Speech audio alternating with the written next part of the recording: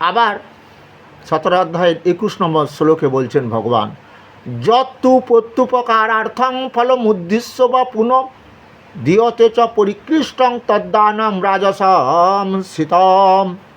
পরন্তু এমনিতে দান করে না। যেমন সারা জীবন মনে করে অনেকে আমি পাপ করেছি, তো দান ধান করলে মরার পর স্বর্গ লাভ করতে পারবো, নরক যন্ত্রণা ভোগ করতে হবে না, এই একটা আশা নিয়ে তারা দান ধান করে। হ্যাঁ, তবে এটা বলবো না অক্ষয়, যিনি সিনেমার অভিনেতা, দান করেছেন কত 2 কোটি টাকা, না না, এটা সেটা নয়। তবে আমাদের সমাজে একটা প্রচলিত আছে, দেখতাম এটা আছে, যেমন ব্রাহ্মণকে দান করতে হয়, গরু দান করতে হয়, ব্রাহ্মণ সমাজে শ্রেষ্ঠ, এরকম দান করা নিয়োগ, বস্ত্র দান করতে হয়, গরিব দুঃখীদের অনেক বস্ত্র দান করেন। যখন এমনও হয়, এখন আমরা আদ্যাপীঠ বা দক্ষিণেশ্বর মা বা বেলুড় মঠেও দেখতে পাই বস্ত্র বিতরণ হয় গরিব দুঃখীদের, ঠিক আছে,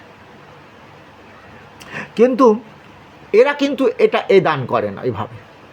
কিন্তু আমরা সাধারণ মানুষ যেটা কিছু ফলের আশা নিয়ে, যেমন যাগযজ্ঞ করি, মা কালীর পুজো করি, মা লক্ষ্মীর পুজো করি ফলের আশা নিয়ে, কারণ মা লক্ষ্মী কৃপা করবেন, আমাদের ধন দৌলত দেবেন। হ্যাঁ, মা কালী আমাদের সংসারে রোগ বালাই কাটিয়ে দিয়ে শান্তি দেবেন, গ্রহরাজের গ্রহ ভাড়া কাটিয়ে দিয়ে আমাদের সুখ শান্তি দেবেন। এরকম আমরা যজ্ঞও করি, এই রকমই যজ্ঞ করি ফলের আশা নিয়ে, ওটাকে রাজসিক যজ্ঞ বলে যদিও। হ্যাঁ, আচ্ছা, পরে আলোচনা করব। তাহলে এবার কি বলছে, যে যার, তাহলে কি হলো, যার প্রয়োজন আছে তাকে দান করো। অনেকে ওই যে বলছে স্বর্গ আদি ফলের আকাঙ্ক্ষায় চিত্ত ক্লেশ সহকারে যে দান করা হয় তা হলো রাজসিক দান নামে কথিত।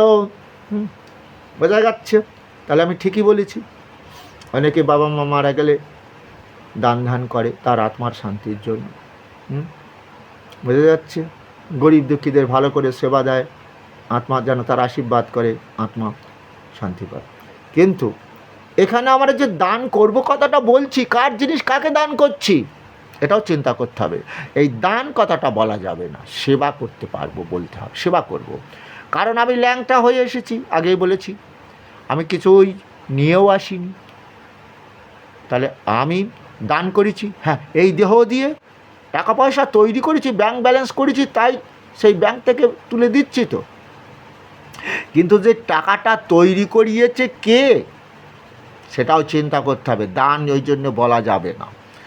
এই দেহটা তৈরি করেছেন যিনি, সেই পরমেশ্বর প্রভু কৃষ্ণ আমার সর্বস্ব চাহং হৃদি, তিনি যদি দেহের মধ্যে না থাকতেন এই দেহ দিয়ে কি আমি ধন দৌলত তৈরি করতে পারতাম? কি বুঝতে পারা গেল? হ্যাঁ, বাড়ির কর্তা বাড়ি গাড়ি তৈরি করলো তো, কিন্তু তার দশাটা কি হলো জানো? তাকে আর কেউ সম্মান দেয় না।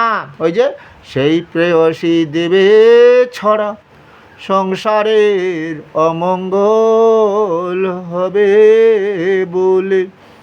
তাই এই দান কথাটা আমাদের বললে হবে না। সেই ভগবান অর্থাৎ ঈশ্বরের কি পাই, ঈশ্বর যেটুকু দয়া করেছে আমাকে, আমি তাই, সমস্ত জীবের মধ্যে ঈশ্বর আছেন, তাই আমাকে সেই হিসাবে চিন্তা করে সেবা করতে হবে। যেটা আমাদের গীতাতেও বলেছেন। কি বলেছেন?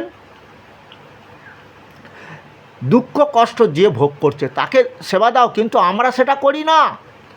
আমরা এই তো টাকার প্রয়োজন আছে তো, সেটা নার্সিংহোমে রয়েছে, বলে দেবোক্ষণই আমি, কিন্তু যে একটা গরিব লোক কে তাকে বলবে এই তোর সরকারি হসপিটালে রেখেছিস কেন, ভালো ওষুধ কিনে আমি কিছু টাকা দিচ্ছি, কারণ ও জানে ওই টাকাটা ওকে দিলে আর পাওয়া যাবে না। আর এই লোকটা জানছে ও তো কোটি কোটি টাকার মালিক, ওকে এখন আমি দেবো তো ও আবার আমার বিপদে দেবে। কে গো, বুঝতে পারা যাচ্ছে? প্রত্যুপকারের আশা না রেখে যে দান করা হয় সেটাকে সাত্ত্বিক দান বলা হয়, কিন্তু সাত্ত্বিক সেবা বলা হয় বলতে পারো তোমরা। তাই আমাদের এটাই গৌরাঙ্গ মহাপ্রভু চেয়েছিলেন, গীতাতেও বলেছিলেন। কি বলেছিলেন? আমরা জাতপাত মানব না, সবাই ঈশ্বরের সন্তান, এটা ভাবতে হবে। তৎকালীন যুগে দেখা যেত যারা ব্রাহ্মণ কায়েত এই নিচু জাতিদের ঘৃণা করতো, তারা তাড়াতাড়ি মরে যাক, ধ্বংস হয়ে যাক, এটাই তারা চাইতো। সেই জন্য তাদেরকে কোনো দিনই সম্মান দিত না। এরা ঈশ্বরের সন্তান সেটা ভাবেনি। আমার গৌরাঙ্গ মহাপ্রভু সেটাই বলেছিলেন, আমরা পরম ঈশ্বরের সন্তান। শোনো শোনো নিত্যানন্দ, শোনো হরিদাস, আমার আজ্ঞা সর্বত্র করো। আজ্ঞা কি? সর্বত্র মানে কি? এই নবদ্বীপ ধামে, শান্তিপুরে, যেখানে দেখবে তোমরা অনেক রকম জাত আছে, মানুষ, কিন্তু জাতটা সৃষ্টি করেছে মানুষ। আমরা ঈশ্বরের কাছে কে? তার সন্তান। ওই যে পিতাহু হমস্য জগত মাতা ধাতা পিতামহ বেদং পবিত্রং ওঙ্কারিক সমযোজ। হে অর্জুন, জগৎবাসীর যত জীব আছে আমারই সন্তান, তাদের পিতা মাতার উপরে আমি সৃষ্টি করেছি। তাহলে সেই সন্তানকে আমি সুখ দেব, তাহলে আমি কে? ওই জন্য ঈশ্বরের সেবা যারা না দেয়, বৃথায় এখানে জীবনযাপন করে, ঈশ্বর উদ্দেশ্যে যারা কর্ম না করে, তারা বৃথায় এখানে জীবনযাপন করে। মানেটা কি? যারা দরিদ্র আর্ত পীড়িত, যাদেরকে আজকে অবজ্ঞা করে, এরা এরা এই জন্য এরা মারা গেলে কি হয়? যজ্ঞ করা হয়, শ্রাদ্ধ যজ্ঞ। কিন্তু ভগবান বলল জীবের সেবাযজ্ঞ হচ্ছে শ্রেষ্ঠ। যে কোনো দিন এই জীবের সেবাযজ্ঞ করেনি, ইহলোকে বৃথায় জীবনযাপন করে। সেই জন্য দেখতে পাই বাবা মা মরে গেলে অতিথি নারায়ণ সেবা দেওয়া হয় এখনও। কেন? ওই যে ভগবান কৃষ্ণ বললেন, ঈশ্বর উদ্দেশ্যে যারা,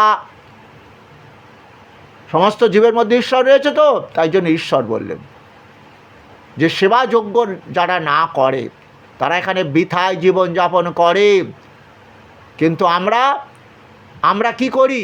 তাও ভগবান বললেন, শুধু মানুষ নয়, সর্বস্ব চাহং হৃদি, মানে সমস্ত জীবের হৃদয় আছে। ওই যে একটি শ্লোকের মাধ্যমে বললেন, কি বললেন? লভন্তে ব্রহ্ম নির্বাণম ঋষয়া ক্ষীণকলমসা ছিন্ন দৈধাযত আত্মান সর্বভূতে। অর্জুন আমাকে লাভ করেছে মানে আমি সমস্ত জীবের মধ্যে যে আত্মারূপে রয়েছি, ও শুধু আমারই চিন্তা করে। ওখানে একটা কুকুর কষ্ট পাচ্ছে, একটা হয়তো কাক ডাকছে পেটের জ্বালায়, তাহলে সেই তো ঈশ্বর কষ্ট পাচ্ছে। কারণ গীতাতে বলেছিলেন নির্দোষ সমং ব্রহ্ম, আমি নির্দোষ, কুকুর পাপ করেছে, তাকে তোমরা শাস্তি দিচ্ছ, কিন্তু হ্যাঁ আমি তো কোনো পাপ করিনি, আমি তো ব্রহ্মরূপে কুকুরের মধ্যে আছি। হে অর্জুন, এইরকমের সাম্য ভাব আনো। ব্রাহ্মণ চণ্ডাল সবাই পরমেশ্বরের সন্তান, ভেদ করো না। গাবি হস্তে কুকুর, সাম্য ভাব আনো। জীবের সেবাই হচ্ছে শ্রেষ্ঠ ধর্ম। তাই আরেকটি শ্লোক বলি, আত্মোপমেন সর্বত্র সমাং পরিশতি য অর্জুন সুখং বা যদি দুঃখং সযোগী পরমামত। আমার মতে সেই যোগী ভক্ত শ্রেষ্ঠ। সবাইকে আপন ভেবে কেউ দুঃখ কষ্ট ভোগ করছে, তাকে যে সেবা করে, হ্যাঁ, তার পাশে এসে দাঁড়ায়, সেই হচ্ছে আমার শ্রেষ্ঠ যোগী ভক্ত। বেলুর মঠ দেখবে তারা কী করে, কোথাও বন্যা হচ্ছে, এই বন্যা হচ্ছে, হ্যাঁ, চলে যাচ্ছে, কাপড় নিয়ে, খাদ্য নিয়ে তাদের সেবা দেওয়ার জন্য। এটাই ঠাকুর রামকৃষ্ণ বলেছিলেন, স্বামীজিও বলেছিলেন যে জীবের সেবাই হচ্ছে শ্রেষ্ঠ ধর্ম। যত জীব যত জীব তত শিব, মানে কি? সমস্ত জীবের মধ্যে শিব আছেন, জীবের সেবা করো। বহুরূপে সম্মুখে তোমা ছাড়ি কোথায় খুঁজেছে ঈশ্বর, জীবের প্রেমে করে যেই জন সেই জন সে বিশেশ্বর।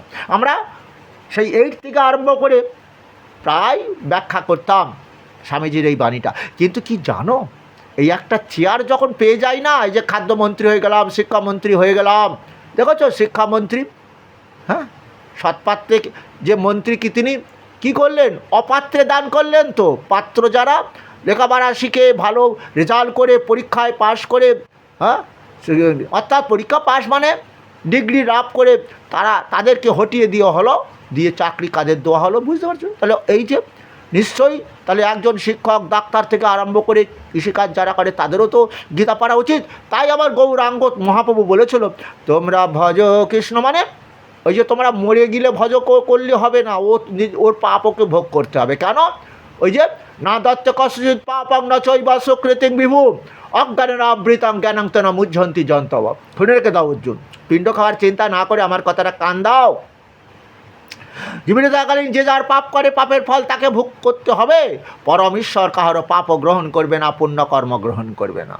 তাহলে পিণ্ড খাইয়ে তাকে পাপ মুক্ত করতে পারবে? শোনো, যদি দেহ পাপ মুক্ত করতে চাও, এই দেহ দিয়ে রোগ শোক হবে না। দেহটা তো পাপ হলেই তো রোগ শোক হয়, তাহলে সেই পাপ থেকে মুক্ত হবে। আমার গৌরাঙ্গ মহাপ্রভু বললেন, ভগবান কৃষ্ণ ভজনে হয় জীবের পাপ মুক্তির কারণ, কর্মভোগ রোগেতে ঔষধ রসন। দেহ দিয়ে অনেক পাপ করেছ, তাই অনেক রোগ ভোগ করছো, কৃষ্ণ নাম ভজন করে দেহ পাপমুক্ত হয়। এই জন্য আমাদের কি হয়, কেউ মরে গেলে কৃষ্ণ নাম ভজন করানো হয়, তার আত্মা পেতলোকে থাকে নরক যন্ত্রণা ভোগ করছে, তাকে আত্মার শান্তি দেবার জন্য হয়। কিন্তু তার আত্মার গতি কবে হবে সেটা বলেছে ভগবান। ওই যে কি বলেছে বলো তো দেখি, বলছে অর্জুন মৃত্যু সর্বহারা সমুদ্ভব ভবিষ্যতা। আমি কৃষ্ণ জীবের কর্ম দেখি ভবিষ্যতে আত্মাটিতে দেহ তৈরি হবে। কেন? ঊর্ধ্বঙ্গচ্যতি সত্যস্থ। যারা দেহ দিয়ে সৎকর্ম করেছে তাদের আত্মার সদ্গতি সঙ্গে সঙ্গে হয়ে যাবে। আর জঘন্য গুণা বৃত্তিস্ব অধগচ্ছন্তি তমসা। দেহ দিয়ে যারা জঘন্যমূলক দেহ দিয়ে পাপ কর্ম করেছে তাদের অধগতি কৃমি কীটা আদিকুলে জন্ম দেব। ওগো, ভয় লাগছে? কেন ভয় লাগবে? তিনি তো বললেন, কি বললেন? ও পিচেদের সুদূরাচর ভজতে মামান্যবাক সাধুরে বা সমন্তব্য সমাগ ব্যবসিত হিসব ক্ষিপ্রাং ভাবতি ধর্মাত্মা সচ্চন্তে নিগচ্ছতি কন্তয়পতি জানিহি নমে ভক্তপনসতি। অতি দুরাচার পাপী ব্যক্তিও যদি অনেক পাপ করে থাকে, শোনো অর্জুন, হ্যাঁ, তার যদি সে আমারও শরণাপন্ন হয়, আমার কৃষ্ণ নামবাদন দিয়ে বলে আমি যে তার পিতা মাতা, ও যে আমার সন্তান, তাই কি সন্তান কি আর দূরে রাখবো? ও যে আমার সাধু ব্যক্তিতে পরিণত হয়ে গেল আমার সন্তান, আমার এই সন্তানকে কেউ কোনো দিন বিনাশ করতে পারবে? জগাই মাথায় কি ধ্বংস হয়েছিল? তারা অমর হয়ে আছে না? তাদের মূর্তি তৈরি হয়েছে, তাদের পুজো হচ্ছে কেন? ওই যে বলছে আমার সন্তানকে কে বিনাশ করবে? তার অমরত্ব তো হয়। দেহটা কি অনিত্য, আত্মাটা নিত্য। তাহলে সেই জগাই মাথায়ের আত্মা আজকে পুজো হচ্ছে না ওই যে মূর্তির মধ্যে। হ্যাঁ, আমরা তো ঠাকুর দেবতা মানি, ঠাকুর আছে তোর মধ্যে, জগাই মাথায় আছে, তো তারা পুজো পাচ্ছে। এই জন্য ভগবান বলেছিলেন যে সবাই কৃষ্ণ নাম ভজন করো, এবং কৃষ্ণ নাম ভজন করবে কেন? হ্যাঁ, আমার অমৃত গীতা পান করো, কারণ গীতাই আমার গুরু, আমি গীতাতেই অবস্থান করি, তাই আমি চেষ্টা করছি। হ্যাঁ, আজকে এইভাবে মানুষের মধ্যে গীতা আমাদের দিতে হবে, কারণ মহাকলিতে এসে গেছি। ওই মৃত্যুর পর বুকের ওপর গীতা দিও না, ওটা মরা ঘাটায় পড়ে থাকবে। যারা সারা জীবন ধরে হরিনাম কীর্তন সংকীর্তন করলো না, ওদের দেহটা নামাবলী দিয়ে ঢেকে দিও না, ওটা মরা ঘাটায় পড়ে থাকে, তাকে অপমান করা হয়। এই জন্যই তো ক্রমশ পাপ পরিপূর্ণ হয়ে গেল। কে বুঝলে? যার ফলে প্রকৃতি ওই যে চেতনা অস্মি, হে অর্জুন আমি জীবকে চেতনা দিচ্ছি, এইভাবে